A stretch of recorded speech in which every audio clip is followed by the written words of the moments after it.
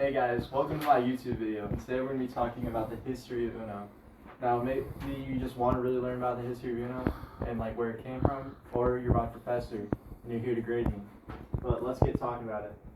So before we talk about the history of Uno, you might be wondering, what is Uno? Well, it's a famous card game that lots of people play, and let's talk about how you play it. So before we actually talk about the history of Uno, let's talk about what Uno actually is. So Uno is a game, usually there'd be more people than just me, where you go in a circle and you're playing cards to get rid of, like, empty your hand as fast as possible. So, and like the rule for it is, you have to play a card that's the same number or color as the card out on the table, and you go around in a circle playing. So I can play a 5 or a 1, because they're both red also. But like, what if I don't have any more reds that I want to play? So I can use a wild card and switch the color. So I say it's green now, and now it's green. So there's also special cards that you can play, like the skip card, which skips whatever player's after you. There's also, let's switch the color to yellow, and we have the reverse card. And the reverse card will reverse the direction of how we're playing. And then another major rule is, let's say I play 7 and I only have one card left. I have to say Uno, and if I don't say Uno, someone can call me out and make me draw a card. But my current card, a red draw 2, I wouldn't be able to play. So what do? I draw a card, my turn's over. But if I can play a card, which I can't, then I can play that. So that's how you play Uno, and now let's talk about the history of Uno. Now that we know how to play Uno and what it is, let's talk about its founding. So this is Marley Robbins. He was born in 1911 and died in 1984. He's from Reading, Ohio, and he's a barber. And he loves playing games with his family. But they would have arguments about rules, because one of their favorite games was Crazy Eights. And like they'd make up their own rules until eventually he realized this isn't Crazy Eights anymore. This is his own game, and he decided to market that way. But you might be wondering, what is Crazy Eights? Well, Crazy Eights is basically like Uno, except you play with a regular playing card deck. It was made around the 1930s, and it was originally called Eights actually, but then it was popularized in the military and they associated it with when soldiers would be discharged for mental illness. So they would call it Crazy Eights. Now that we know what Crazy Eights is, like that's pretty much the only game that it was really founded on. Let's talk about how he sold Uno originally. So originally, he printed about 5,000 copies. He mortgaged his home actually to make $7,000 to have the money to print those things. And he would sell them at his barbershop, and then his son Ray would go around school selling them. But eventually, he wanted to sell more. So him and his wife got like an RV, and they traveled the country. They went to Ohio, Texas, and Florida, and many other states.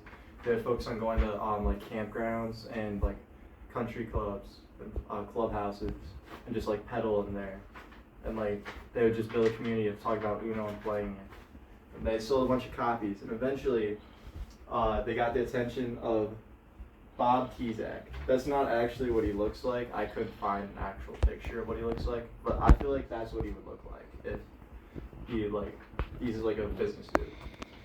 But he's from Illinois, Joliet, Illinois actually, and he was originally like he ran a funeral parlor, but he was friends with Merle, and he's like, I really like the game you got going, but we can market it for. So he bought the rights to Uno from Merle for $50,000, and for every copy of Uno he sells, Merle would get a 10-cent royalty. So Bob Tezak founded International Games Incorporated to market Uno, and they did pretty well. It was founded in 1972, and they did pretty well until eventually it was sold to Mattel in 1992. Now, how successful is Uno? So as of 2024, over 150 million copies have been sold. It's one of the number one card games in the world. I feel like if you ask anyone, they'd probably say, yeah, I've played Uno before. And like around campus, I've played Uno a lot. And it's just like the most common game that I've played here. It's also almost 60 decks are sold per minute. And it's not just regular Uno. They have tons of variations of Uno that are played all sorts of time. So let's talk about some of the variations of Uno. So there's actually over 600 different variations of Uno. And Uno really, like the main game of Uno, like the design's changed like a little bit. Like it's got like modernized graphics, like the card design's more modernized. But it's basically the same thing. Like I feel like there's no actual like cultural impact that like had on Uno's design, except one thing I noticed when playing Uno more recently is that they added shapes to each of the cards to help like colorblind people differentiate between the like different colors because they can't tell, so they use the shapes instead of the colors. And like, but that's the only thing I can think of because it's just like numbers. Like, there's no real cultural impact to that. So this some of the variations I picked out. So sometimes they have like weird devices just for like showing up the cards. My sister actually had that, like when she was younger, it was just like you press button, it shoots out a card. And then Uno's even expanded to like digital versions. So there's like a mobile game version of Uno. You can play it online. This is like a disc version. You just plug it, you just put it in your computer and play it. And then there's other like rule versions. So we got Uno No Mercy, where it's like all like cards that force you to draw stuff, and it's like +10, skips, draw 4s, crazy stuff. And Uno Flipped. I've only played Uno Flipped once, but basically there's like all the cards are double-sided. It's pretty interesting to play. So it's like a different card on each side. And then there's even like promotional Uno. It's like Simpsons Uno, Star Wars Uno. This one is Harry Potter Uno. And so now, let's go over some of my sources. So we got the Strong National Museum of Play. They gave a really good article that helped educate me about Uno. And then also CNN had a really interesting article about Uno.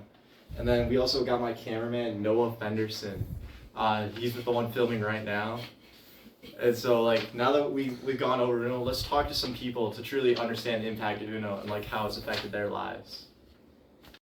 Hey guys, who am I here with today? I'm Sophia Marie DeFino. And what are your thoughts on the game Uno? Uno kind of sucks, actually. Why? Because it makes me mad whenever I lose. It makes me really mad. When was the last time you played Uno? In that really weird guy's room, like 5 minutes ago. I'm gonna throw this How tie at often you, do you play Sophia. Uno? I play Uno at least probably every other day. Do you have a favorite variation of Uno? I do not like Bosch's Way. I like my way, and I like to cheat at it. Alright, who am I here with today?